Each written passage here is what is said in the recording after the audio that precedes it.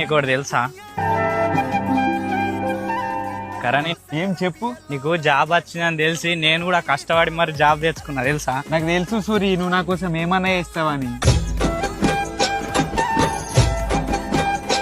సూరి, హాజరేసుకున్నావా? నీ ప్రేమ అనే పుస్తకంలో నేను ఎప్పుడు